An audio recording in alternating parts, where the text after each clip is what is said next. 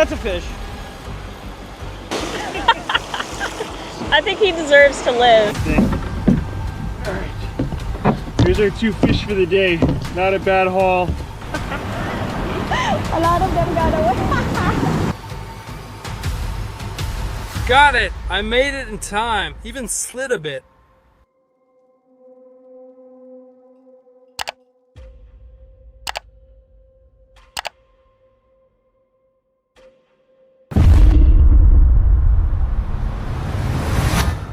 On October 18th, 2024, along the shifting beaches of the Outer Banks, Heidi from Lil Red Heidi Hood began what should have been a simple coastal getaway. Her channel usually captures surf fishing, quiet mornings, and the small comforts of family trips. But this time, calm moments unraveled into a string of setbacks. Some frustrating, some unexpected, turning an ordinary week into something far more uneasy. Good morning from the beach. We're gonna get a morning run done, starting the day off strong. Beautiful sunrise. My goal is to run at least a mile in the mornings. This is really helping me stay on track of some goals. Obviously, staying healthy and fit, but it also helps me to not drink alcohol. All right, you guys, we made it. Look at that. Whew. Just made it back to the house. The sun is finally up. Good morning, Bruce. Good morning, cutie. All right, you guys, breakfast is over and we are headed to the beach just to wet a line and get a feel for what's out there, what might be biting.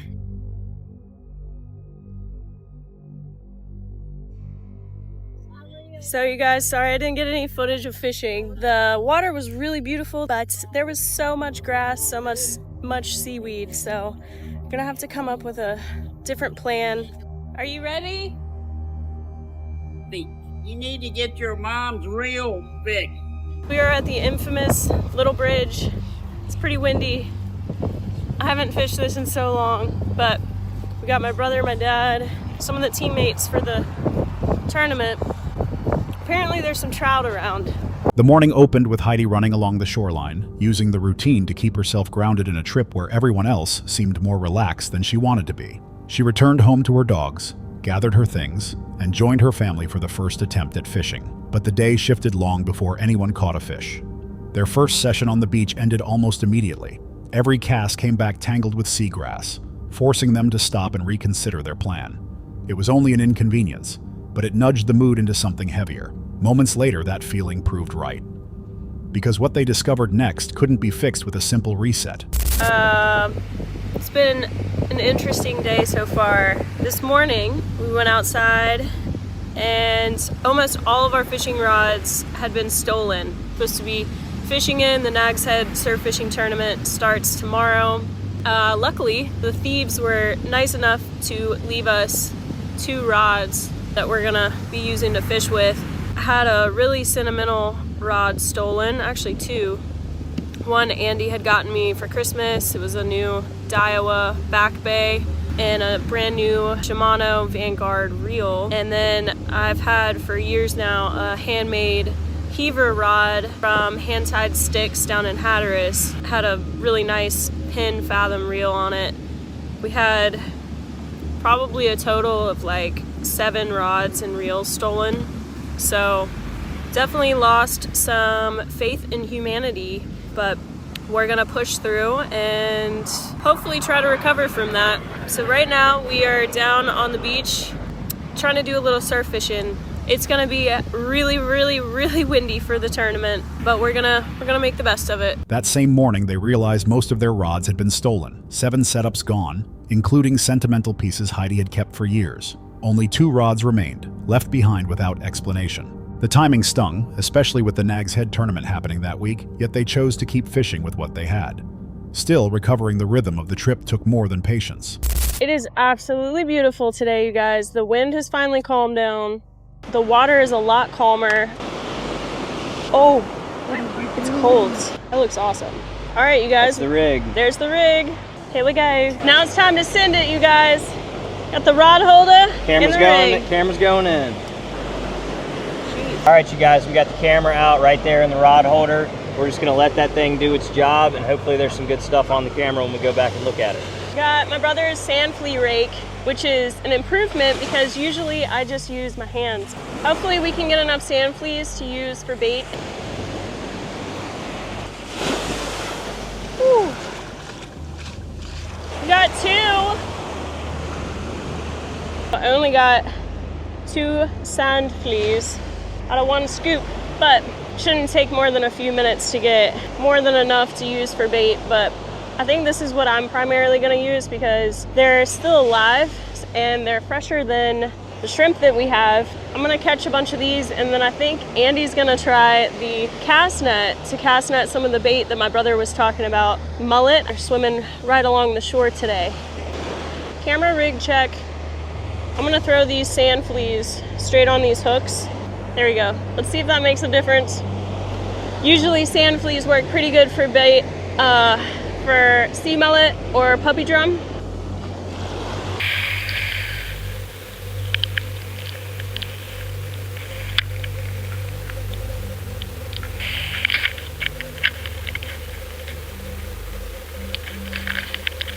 All right, you guys, so we are seeing a lot of bait swimming around the surf right here. So I just went back to the house, got my cast net, and we're gonna see if we can't catch a few.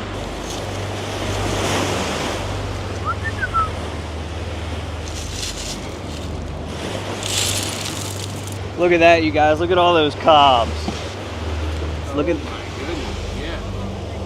that bite mark. Yeah. It's crazy. I see. Look at that perfect bite mark on this big mullet. I think he deserves to live. what is He's that, been Scott? absolutely slaying the fish. I told you guys, he's the only one that catches anything. What was your secret bait? Was it the bloodworm or the shrimp? Ew. Bloodworm. Nothing seems to be liking the shrimp or the sand flea. We're gonna go rig up a different setup to hopefully maybe catch something massive. All right, you guys, this is a contraption right here. If To say this the works, it's gonna be awesome. Gonna have a live bait fish on the end. All right, guys, I'm gonna reel this one in. God.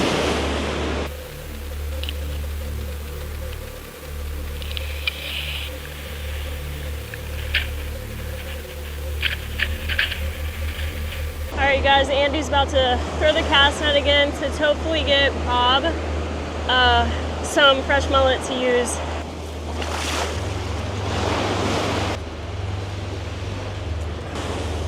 As the tide is definitely coming in a little bit, so hopefully the fishing's about to pick up for us. Oh, that's a fish. Dang! Oh. Dang it! I got him that time. Pretty sure. Yes! Yes!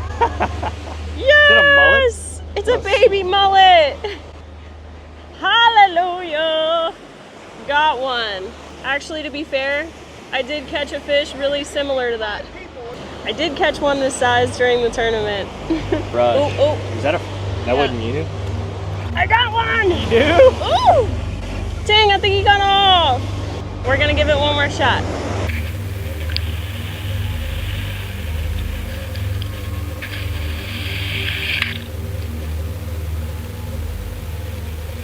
Yep. Chomped. I knew I felt a bite, you guys. This mullet head got chomped. Look at that. When the surf finally calmed, they returned for a lighter day. Her dad caught several spot. Andy cast netted a pile of mullet, some carrying clear bite marks they believed came from bluefish, and Heidi tested her underwater camera for the first time. Later, when they checked their rigged mullet, only the head remained. Whatever hit it had taken the rest clean off. They packed up afterward, accepting the mix of loss, effort, and small victories that shaped the entire trip. Viewers noted how easily a quiet fishing trip can turn unsettling when theft is involved, reminding others to stay cautious on open beaches. Some felt the damaged bait later in the day echoed the same theme, things slipping away before anyone notices. Was the string of setbacks just coincidence, or a reminder of how quickly control disappears near the shoreline? Out there, you rarely know what's coming until it's already happened. Hold on a sec. If you're enjoying this so far, make sure to hit that subscribe button. Let's continue.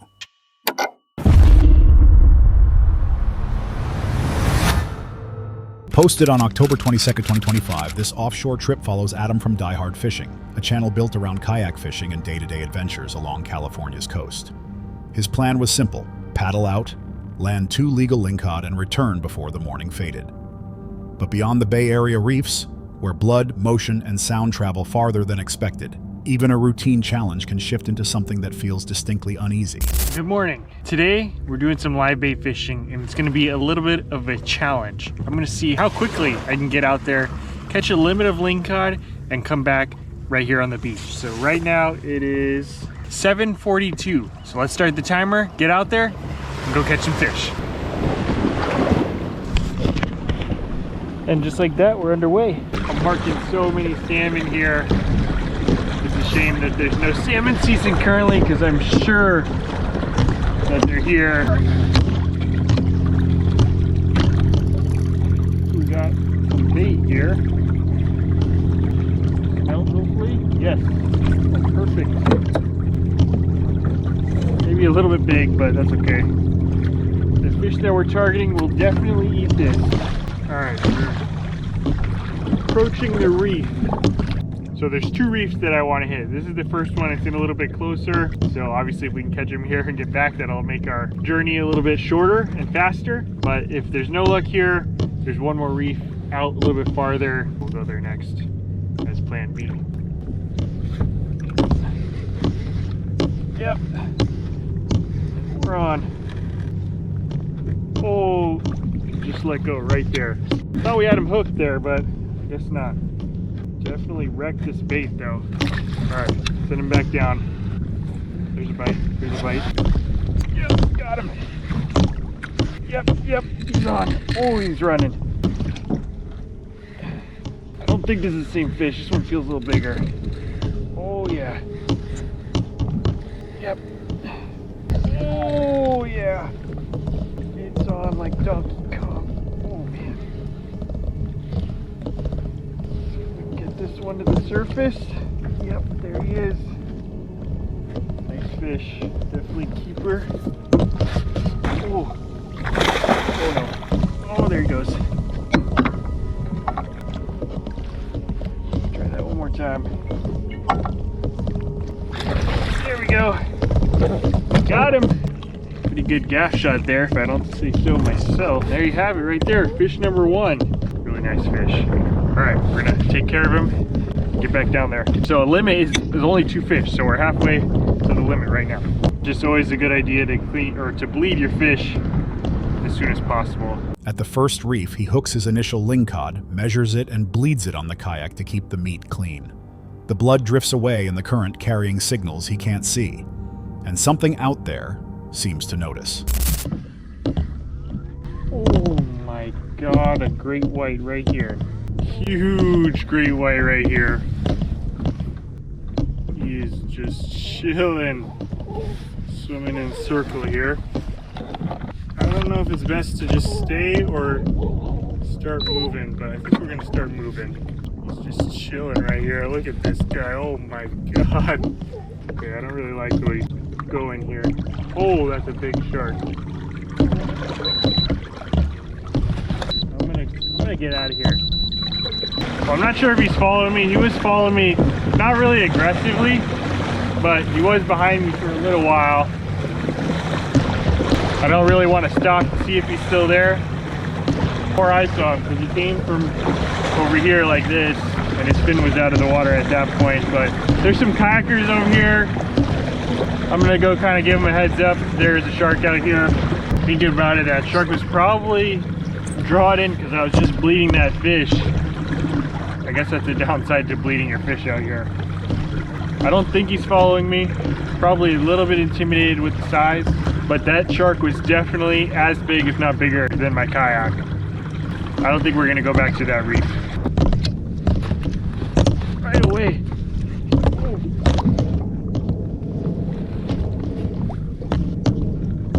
Oh, we foul hooked him. Foul hooked lingcod. Well, we actually foul hooked this one, and it's not a keeper anyway, so we'll get him back really quickly. As the bleeding continues, the shark returns, circling him, drawn in by the scent and the commotion. Adam decides not to stay, pulling away from the reef and heading toward nearby kayakers to warn them. But the morning still isn't finished reshaping itself. Farther from the encounter, he drops his line again, catching one undersized fish before pulling up a second lingcod, large enough to count.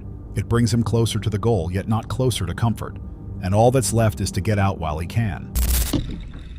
There he goes. Saw him for a second, and then he did not like the looks of the kayak, so he went straight back down. Here. Yep, there we go. That's a limit right there. 945. All right, well, pretty similar size to the first one. Definitely a nice keeper. I'm not sure if I'm gonna bleed this one. Oh, it's a half-inch shorter, 26.5 on this one. But yeah, still a really nice fish. I guess we're gonna go ahead and bleed him. I'll just make it quick. I don't think we want to stick around with sharks in the water. Just heard a splash out there. I don't think it was a shark. All right, here's our 2 fish for the day. Not a bad haul. He cuts the second fish quickly, completes his challenge at 9:45 a.m., and prepares to head back, aware that the earlier encounter isn't something easily forgotten. There's nothing left to interpret, only the quiet that follows once predators slip out of sight. Viewers pointed out how bleeding fish, struggling movement, and the repetitive knocking from his kayak created the exact combination predators investigate. In those conditions, the shark's approach seemed less like coincidence and more like a natural response to signals carrying through the water. If one great white surfaced, how many stayed deeper, hidden below the morning haze? Out here, what rises into view may only be the beginning, and what never breaks the surface is often far closer than anyone realizes. On December 24th, 2021, Shane finally sat down to share the full story viewers had been asking for. On his channel Fishbrain Shane, usually focused on simple, peaceful bank fishing, he now revisited years of being harassed by a man named Roger, the repeated police calls, and the unresolved questions behind all 4 viral encounters at a public fishing spot beside a pedestrian bridge in Ramsey County up north. And I'm doing a much anticipated video that I've been talking about for a while and that people have been asking about for a while. There are so many videos that feature one particular gentleman in a fishing spot calling the police on me and harassing me a whole bunch. His name is Roger. I've been through the ringer with this guy over the years, way before I ever filmed. So really, to go back and to tell you the backstory of this, I went to this spot for a couple of years and didn't have any trouble with the guy across the way. And I started wanting to fish closer to the bridge because there's a fast moving kind of, not waterfall, but kind of just a narrow area where the water goes through and it makes it go nice and fast and it oxygenates the water. And there's some deep holes over there, and that's where a lot of the nice big fish live. I would creep closer and I would try to stay what I determined to be about 100 feet away from the bridge. And I understand the reason why they have the 100-foot rule. The reason why they have the 100-foot rule is because it's a pedestrian walking bridge in a county park. And it is a good fishing spot. So people do fish there and they just want to keep the lures away from the bridge and away from people potentially walking across. I started creeping closer a few years ago. Roger would start to come out and yell at me and harass me. And at first I would just kind of walk away or I would ignore him completely. And then he started calling the police on me. Let's fast forward to that first video. Like I was saying, I knew that I was going there and I was going to be filming. I knew that Roger was going to come out and he was going to yell at me and I was going to stand my ground. Before I went there, I decided to grab the measuring device because I wanted to be able to prove to the officer and I had stepped this off many times, but I'd never measured it, that I figured that first sign that I show in the video is the 100-foot sign. I'm going to bring this tonight and you're going to see why. Super windy.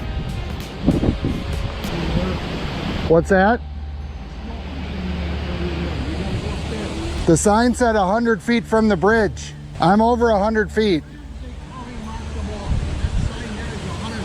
Actually, that sign's 100 feet. I've measured it.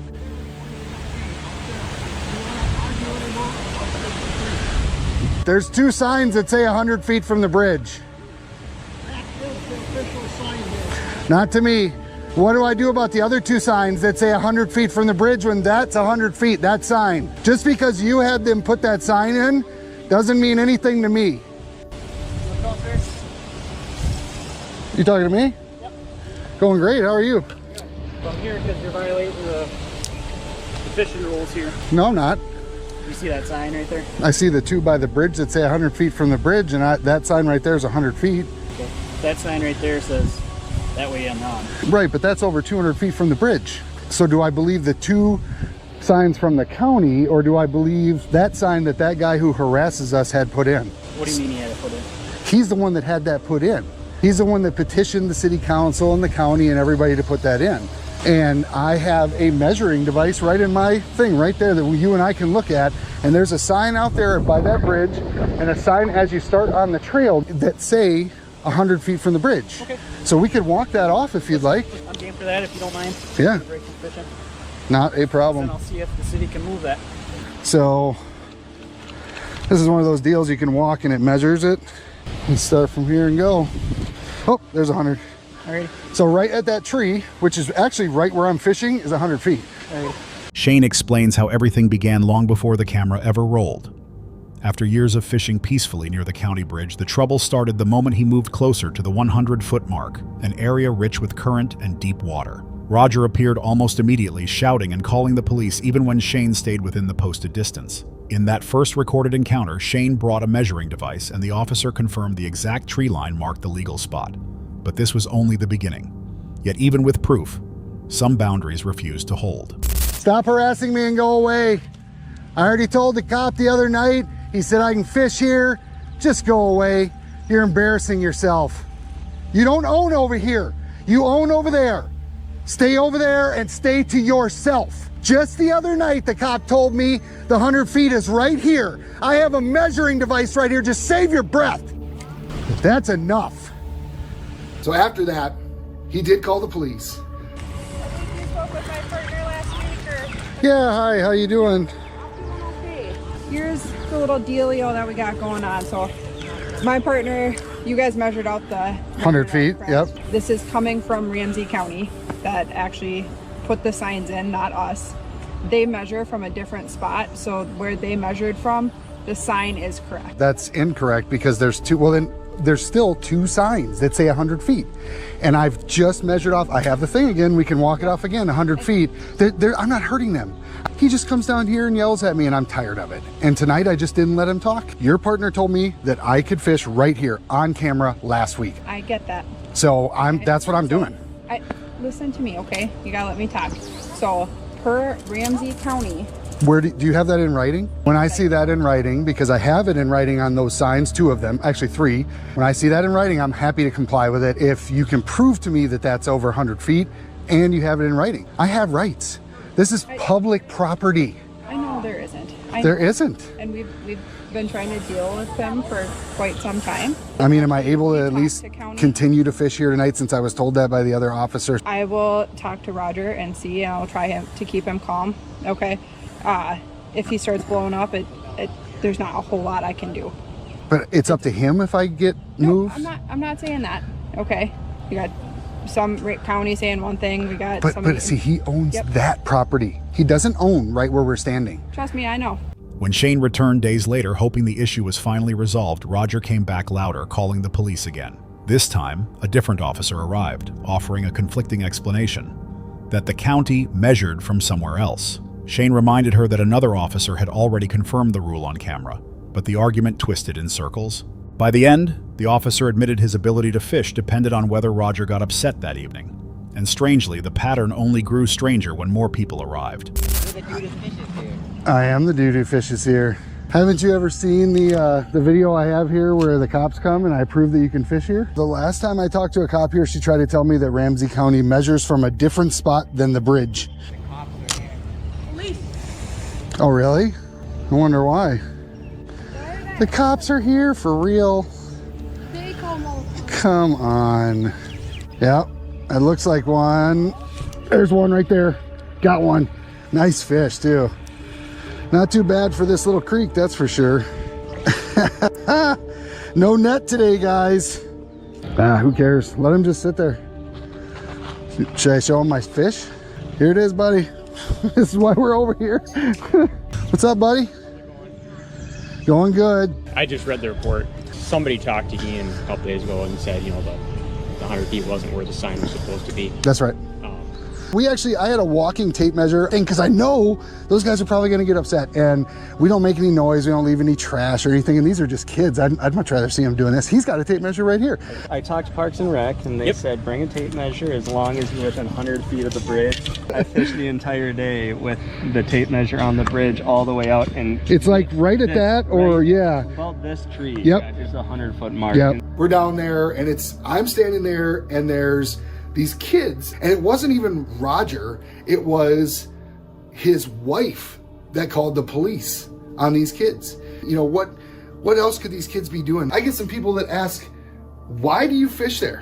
Why don't you just move down the line? Why are you bothering this old guy? Just say very succinctly, it's a public park that as a tax-paying citizen, I have the right to fish in. I buy my license, I follow the rules and the laws, I do not keep too many fish, and I clean up after myself and after other anglers.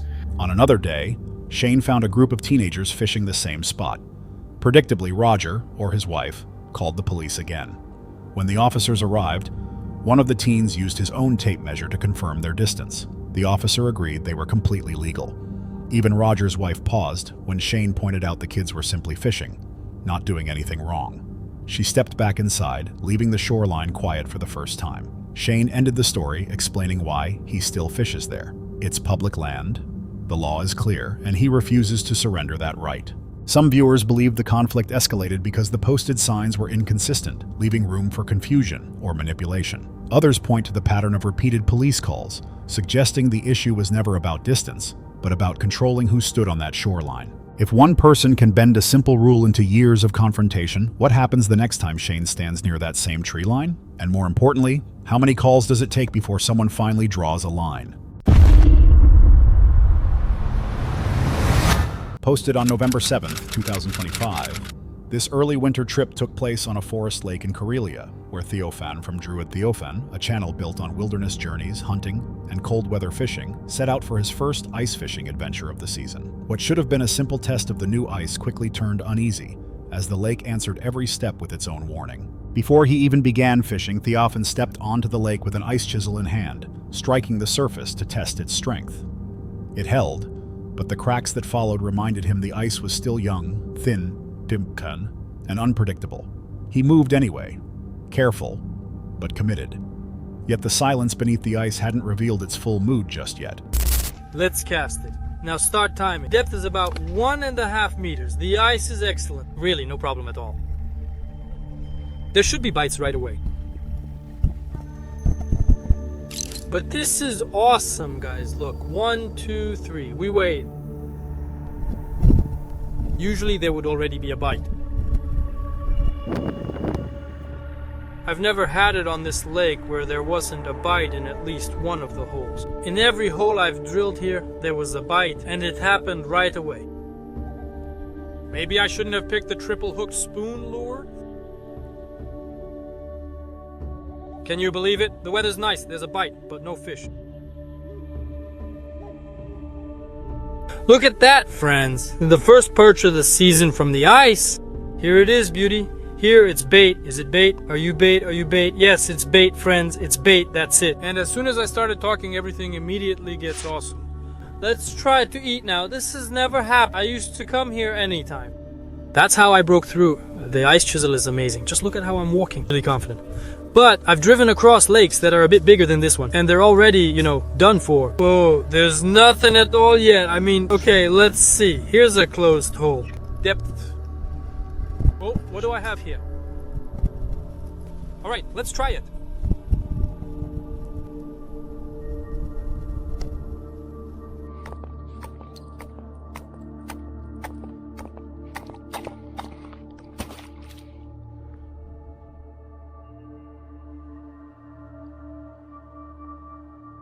At the first hole, he dropped a spoon lure into the still water below. The lake, usually responsive, waited longer than expected before offering anything at all.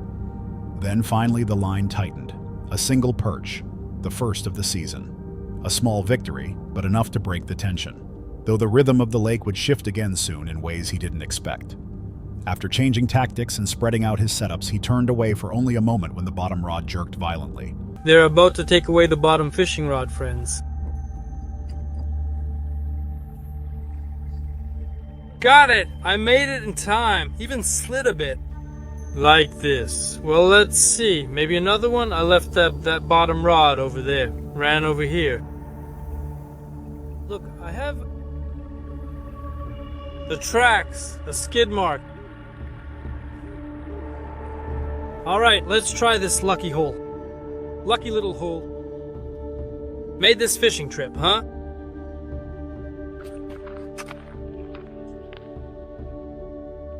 Let's leave it like that.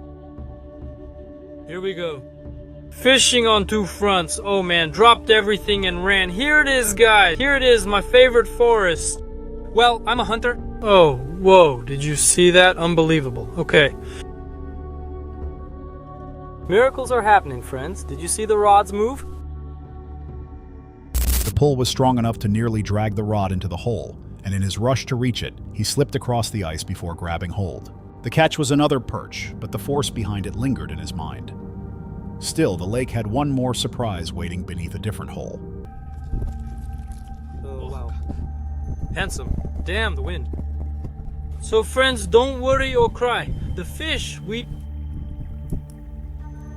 Right, but the biting is really bad for this place. For this place, it's really bad.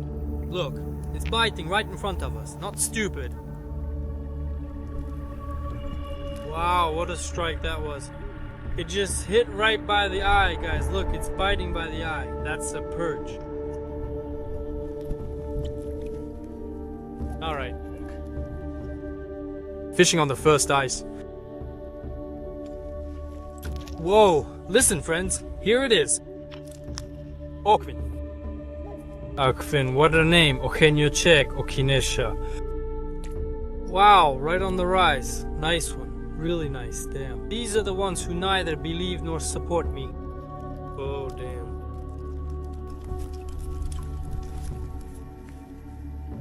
I just can't tear myself away. I should probably be getting ready to go home already. But here, I even brought a small thermos with me. Well, a little thermos and some sandwiches. But I can't eat them because time is precious. I'd rather, instead of eating, I'll do some fishing. That's a very interesting feature this year.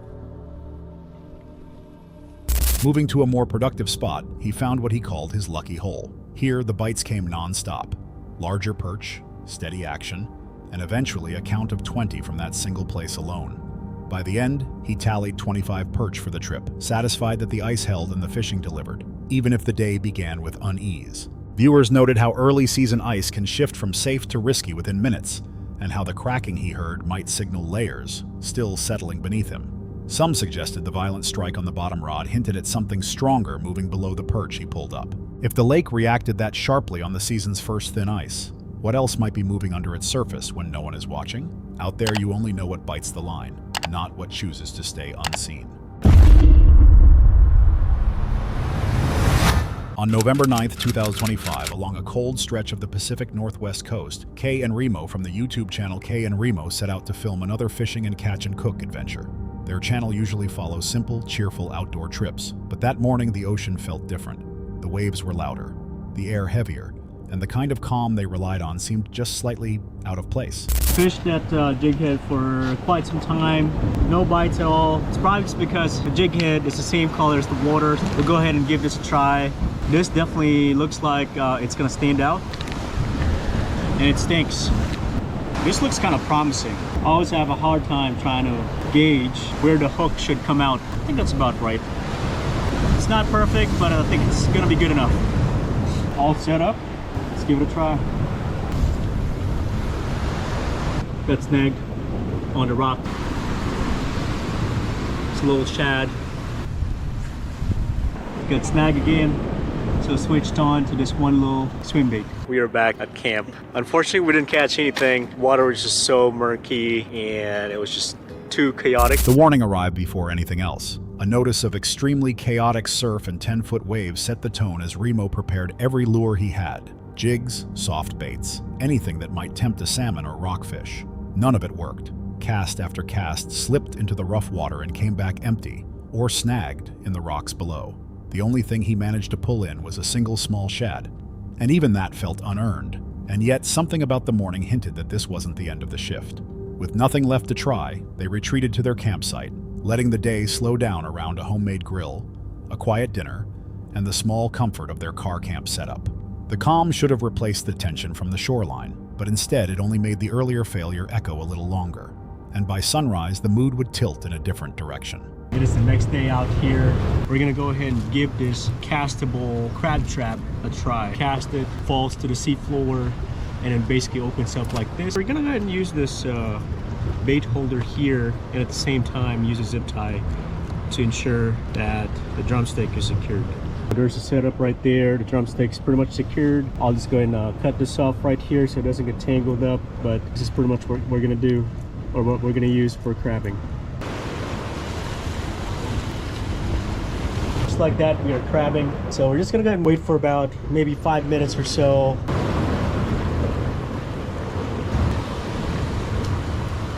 Actually, that might be a keeper. This guy was about to come off. Let's go ahead and measure him pretty quick. This one's about 6 1/4 inch. And you want to measure him from basically the inside of the longest point. So not this point right here. Not sure if you guys can see that, but the inside part. So I kind of want to go set up for salmon setup and rockfish setup, but the water's pretty chaotic right now. So I'm just gonna go ahead and wait for this. I'm just gonna focus on crabbing until we sort of kind of limit out. That's pretty much crabbing is from the shore. You don't have to be offshore to be able to catch crab. Last cast, I waited for about 5 minutes. This time, I think I'm gonna wait for about 10. Let's see if we can fill it up with crabs. It's been about 10 minutes. Let's give this a try. Oh my God, hold on. Oh no, there's a lot. I think, Yeah, oh, they got away. A lot of them got away. A lot of them got away. Give me that. A lot of them got away. Look at that. That's a lot.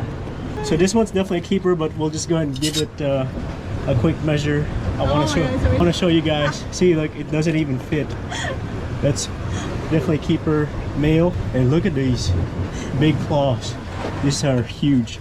You know what? A lot of them got away too. Yeah. Because of the wave. Oh yeah, this one's a female. Put them back. I was like, this is so heavy. All keeper? Oh, hold on. All male? Oh, there's one female. Big female. Wow, this guy is big. Oh, 2 female and 2 male. This is the easiest crab to catch. Doesn't have the 2 big claws, so there's no pinchers. It is now low tide. I just found a crab down here. Still alive? I don't know, probably. Oh yeah. Yeah, finders keepers, right? Look at this. Pretty good size. Another bucket full of crabs. Hey buddy. Okay, it's all the crab. One female, one male. Hoping to go catch some fish, but none of our methods worked out at all. Tried rock fishing, salmon fishing, no bites, but we've got a couple buckets full of crab. Today we're going to try to make crab fried rice. We're gonna use carrots, corn, sweet peas, green onions, garlic, our rice, and of course our crab. After boiling for 3 to 5 minutes, time to debone them. Or the meat.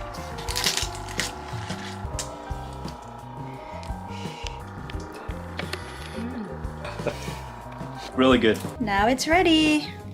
Fresh crab meat right there.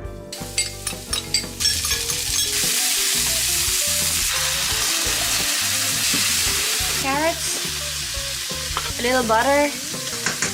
I don't have wine, so I use soju, just a little bit. Time to put our rice.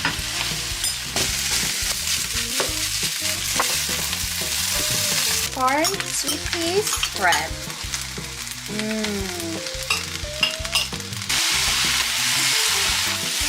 Salt and pepper to taste. Just gonna add soy sauce. a little drop of sesame oil. Last but not the least, green onions. Check this out. Perfect plate of crab fried rice. All the big chunks of crabs in there. So I ended up getting a big chunk. Morning led them back to the beach with a castable crab trap and a single drumstick for bait. The first pull brought up a legal male Dungeness, and the next haul overflowed with crabs, some slipping back into the surf. They kept the big males, released the females, and soon filled their buckets. Even a lone crab on the sand felt almost deliberate. Back home, they cooked 2 of the largest and turned the rest into crab fried rice, closing a trip that began in failure but ended in abundance. Some viewers wondered why the ocean refused every attempt at fishing, only to overflow with crabs the very next morning. A few comments suggested the shoreline there behaves strangely, almost as if what lives beneath decides when the water gives and when it doesn't. If one day the coast shuts down completely and the next it hands over more than expected, what exactly controls that balance? And if the waves were choosing for them, what did they turn away from on that first day? On April 20th, 2022, along a quiet freshwater canal in South Florida, Dev from the channel Danglin' with Dev set out to film another casual fishing trip, something his channel is known for. But as the morning unfolded, the calm banks around him began to feel strangely watchful, as if the water and the neighborhood behind it were holding their breath for something he couldn't yet see. Got him. Oh, holy cow. Let's go. Let's go. Alright guys, I just snapped a couple pictures for the gram. If you're not following me at Dangle Dev, follow me at Dangle Dev. This definitely isn't my PB. Alright, I'm gonna call him 2.7. Bro, am I that good? Hey, stop. 2.66, yeah, 2.66. Went up to 2.7 when he flopped. Thanks for biting, bud. Peace. Straight back. Just chilling. Let's go. Big ones. Oh, you got him? Let's go. Let's go. Let's go. Bring him this way. Bring him this way. That's not a... What the heck? I have no clue what that is. Should I even touch him? Yeah. Got lips like you.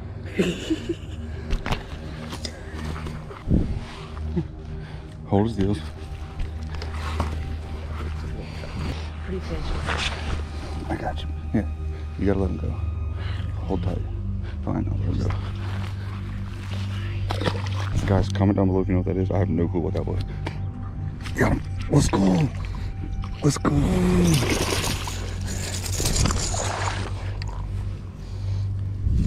Let's go. All right, guys, that was a really, really cool bite. This fish is beautiful. I was literally standing 2 feet from him, and he was just not happy that my little rattle trap, well, my girlfriend's rattle trap was in his face. Peace. I bet you could catch him again. I bet you could. Get your lure. You on? What do you got? Fight it, fight it, fight it, fight it. Fight it hard, fight it hard. Is it fighting hard? Yo, you have a, oh, you have a good peacock. You have a good peacock. Get him, baby, get him. Get him, get him. Come on. Let's go. Let's go. She goes, I don't know.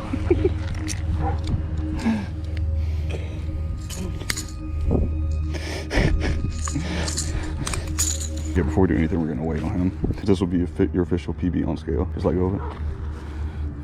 Hook him through the gill. Oh, frick it, I'll do it. Hey, bro, chill, dog. That was what? That was the funnest fish I've ever caught. Yeah, because it hit it out deep and you fought it in. All right, there we go. Got them all hooked up. What do you think? I don't know. It just hit 275. It's at it locked in at 273. So on scale, your PB is a 273 peacock. Dude, the other one was double this size. Legitimately. That other one was, imagine like a 9-pounder. Let me kiss the peacock? Mm-hmm. Can't get that on this. Okay, I can hold you. Dev began the day like countless others, scanning the shallows and spotting a large peacock bass cruising near the edge. He worked the lure, hooked it cleanly, and pulled in the 2.66-pound fish. Moments later, Shelby added to the streak with a catch of her own, and Dev followed it with a largemouth heavier than any he'd landed in South Florida. Everything felt easy, almost too easy, like the quiet stretch of canal was letting them enjoy a final moment before shifting. Something in the air felt like it was about to tilt. Okay. Okay. Okay. Okay. I can't walk over there in half a second. Wait. All right, put it back. You want to film me really? Yeah, I got it all on film. Put them back. You're just gonna go ready? Yeah. Good job, babe. Ready to get into an altercation? Yep. Just get your reel. Come on, he's calling the cops. You can take a picture, dude. I don't care. What? Hey, dude, why are you so upset? No habla español? I can't hear you from all the way over here. I know I can't. No habla español. Hey, bro, I said I'm leaving. Chill. I'm with my girlfriend. Calm down. Okay, I just moved from Jacksonville. Damn. I get it, bro. Apologies for walking in your yard.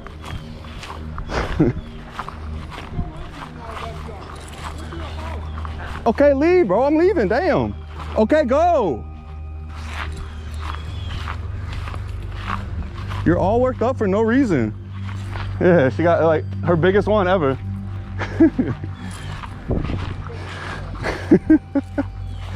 What? A big one? I can't hear you. Yeah, no habla español. Hey, you don't gotta be an ass, bro. Hey, you don't have to be an ass. I'm gonna hold the camera right in his face.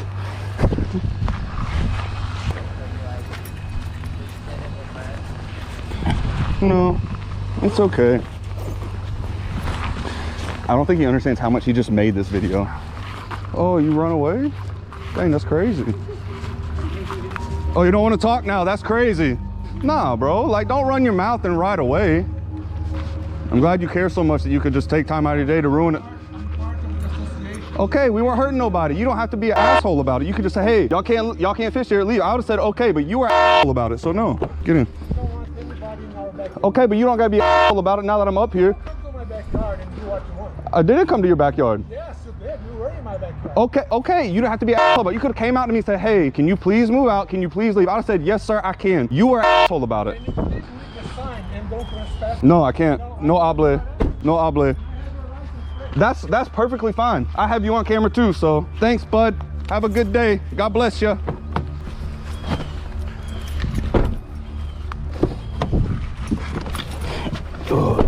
As Shelby celebrated her personal best peacock base, a man's voice broke the mood, yelling from down the canal, angry without warning. Dev answered calmly, explaining he didn't speak Spanish and that he and Shelby were already preparing to leave. But the man kept advancing, irritation rising until Shelby lifted the camera.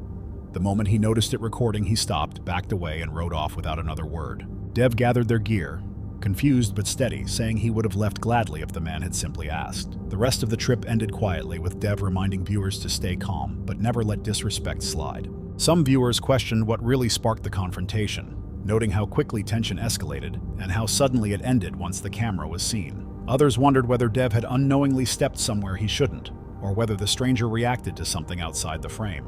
The man's change in behavior raises its own mystery. Was he angry, or startled by something he didn't expect to be caught on film? And if you were standing on that quiet canal, would the encounter have felt so simple? That's all for tonight's video. Which encounter gave you chills? Let us know in the comments below.